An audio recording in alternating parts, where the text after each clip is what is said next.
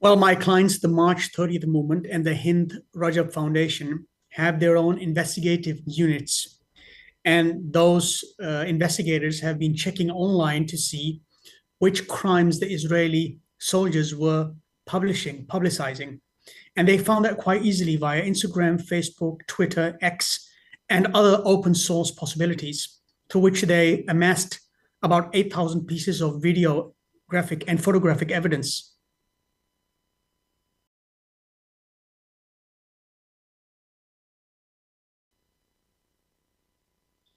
It seems that Israeli soldiers think and believe that they will never be held accountable for their actions.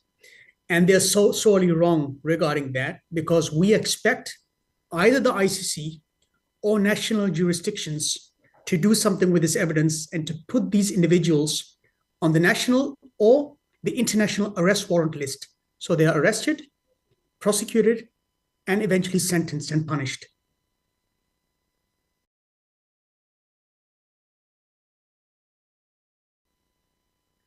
Well, let me say it in plain English. You have to be deaf, dumb, and blind not to see that what is happening to the Palestinians, especially since the 7th of October 2023, is clearly genocide.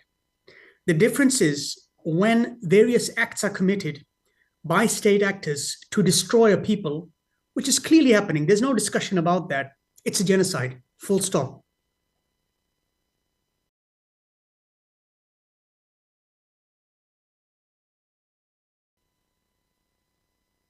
Well, there are clear rules of engagement during any war. And what's clear to us, very simply, is when you look at all the evidence and the period during which all of these crimes have been committed, everybody is responsible, from the lowest private up to the highest general. Why? Because it's quite clear that what they're doing are war crimes. And when you add that all up all together, it becomes a genocide. For example, when you attack a hospital, that is a clear war crime. There's no doubt or discussion about that. However, when your unit has been doing that for a few months and you keep doing the same thing, you're attacking mosques, destroying churches, destroying hospitals, starving a whole population of Gaza, then it's clear that through the videos and through your own actions, which have been published by yourself, you are personally liable criminally up to the highest person in the chain of command because they're aware of what's happening.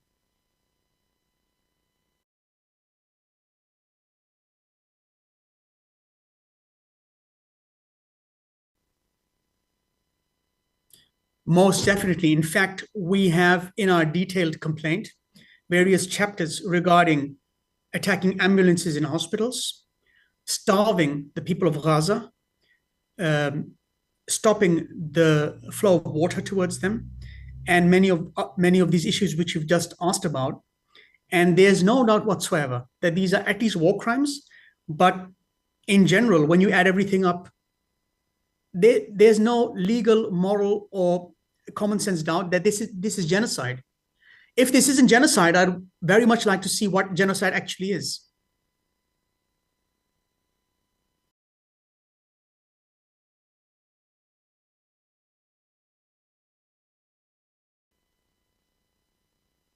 Well, first of all, the March 30th Movement and the Hind Rajab Foundation are the clients. So they're the people who are doing all the investigations, and I'm helping in that, checking that out, seeing what we can and what we cannot use.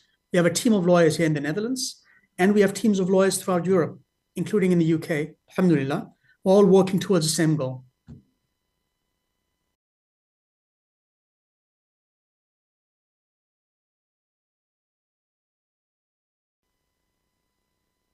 The reason I am not at liberty to tell you is that there is a certain risk involved in lodging this complaint.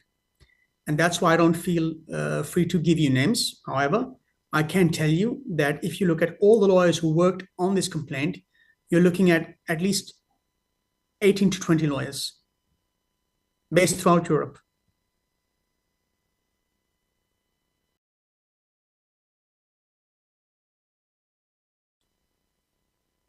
Very generally, in general terms, I can say that part of the team does consist of lawyers of Arab origin.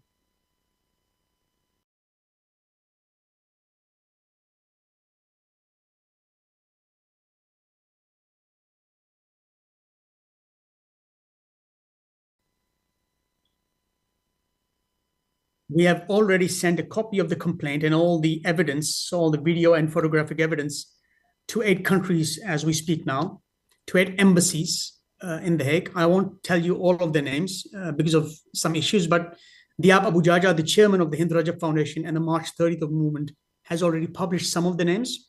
And we're hoping that in those various jurisdictions, some action will be taken. Even if the ICC does not take any action, those countries most probably will, because of the fact that a part of the list consists of binationals, so people with Israeli nationality and sometimes European nationality or South African nationality for example.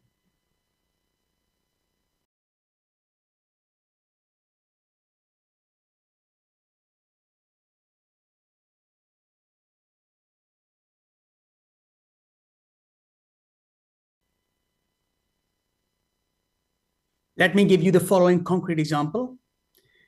If somebody has dual French and Israeli nationality, you can lodge a complaint against that individual in France. If somebody has dual Dutch and Israeli nationality and is over there, you can lodge a complaint at the Dutch prosecutor's office. And that same goes for Belgians. And generally within Europe, not in all jurisdictions, but generally, the rule is that there is some type of universal jurisdiction regarding people with the nationality of that country committing crimes abroad. So yes, that is possible.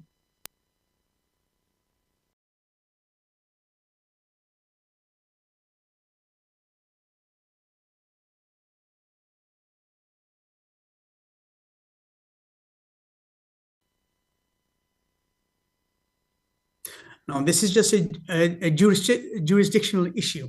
It has to do with the fact that every country normally has the right to prosecute any of its citizens wherever they may commit a crime.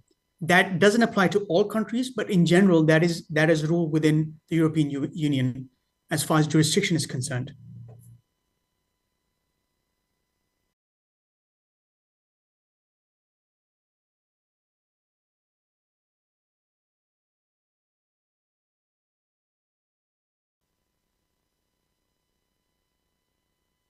In general, that principle is applicable to many countries in the EU, yes.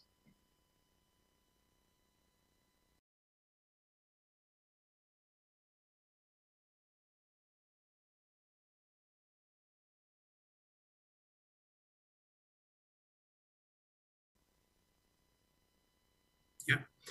Per jurisdiction and per country, there are different steps. But for example, in the Netherlands, where I am, all you have to do is if you have evidence regarding a Dutch national fighting in Israel, committing war crimes, or committing genocide, you can actually go to the police, make an appointment, give the evidence which you have to the police, and ask them to commence an investigation, or you can send that information to the National Prosecutor's Office and ask them to commence an investigation.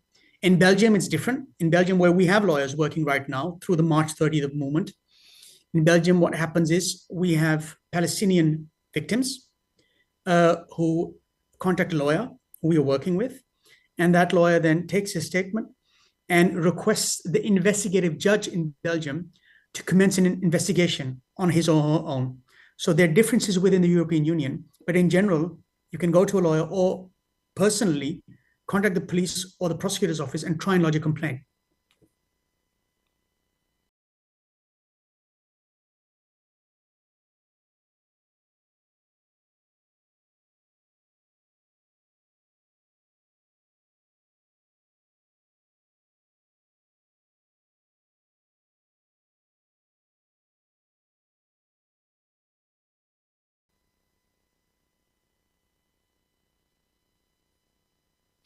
Well, actually, the investigative team of the March 30th movement and the Hind Rajab Foundation has continued the investigation.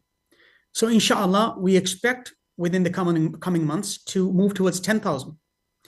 And we're also looking at other Israeli crimes against humanity, war crimes, and genocide, and other actors, other persons, perhaps outside of the IDF, who are also responsible as accomplices to the fact.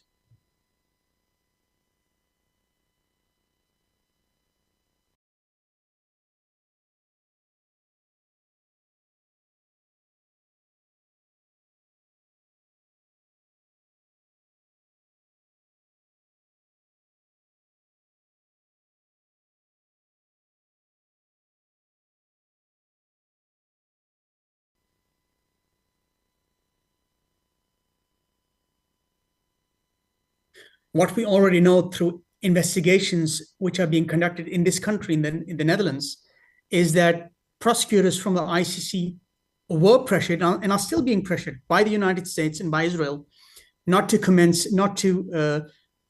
any proceedings regarding arrest warrants or prosecutions. So we know that's happening. I'm very sure that if any European country does think of starting an investigation or starting prosecution, there will be pressure. Zionists are everywhere, and Zionist organizations are everywhere, especially in the Netherlands. So I expect them to exert some type of political pressure or economic pressure or other pressure. But at the end of the day, we're standing on the other side, and we will make sure, inshallah, that all of these people, even if it takes 20 years, are arrested, are prosecuted, are convicted, and are sentenced.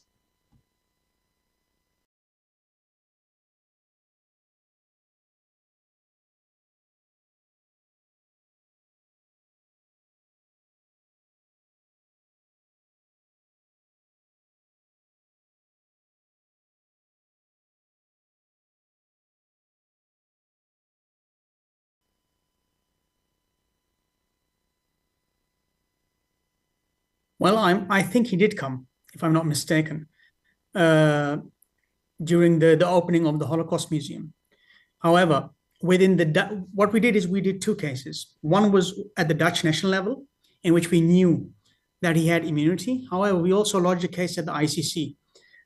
Again, the ICC doesn't move that fast, but it was to make people aware of the fact that he's a criminal, which he is. He's a war criminal. He has incited with his words the genocide which is happening. There's no doubt about that whatsoever. And even if he isn't arrested now, or down the road, it might take a few years, he will be caught somewhere and he will be prosecuted and he will be sentenced eventually. So the reason was to have an effect on his visiting the Netherlands, but also to wake up the international community to his war crimes.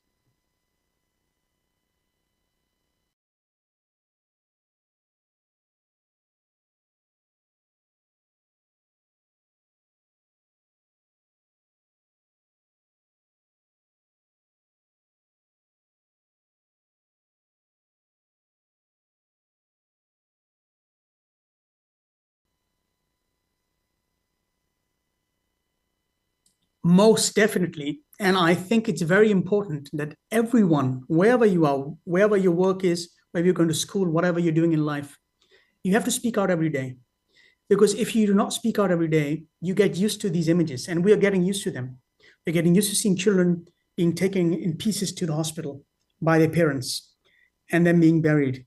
We can't accept that.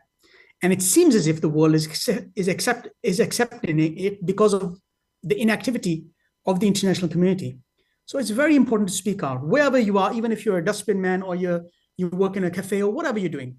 You must speak out about this to your colleagues, to your family members, to your friends, to whoever you know, to make sure that we keep saying it is not all right to do what Israelis are doing right now. It is a war crime, crimes against humanity, and it's a genocide, and we must do something to stop it. So I'm very proud of that mayor, and I think more people have to speak out. And one of the reasons this is happening is, and I'm a Dutch Muslim, we as Muslims are not doing enough, with all due respect.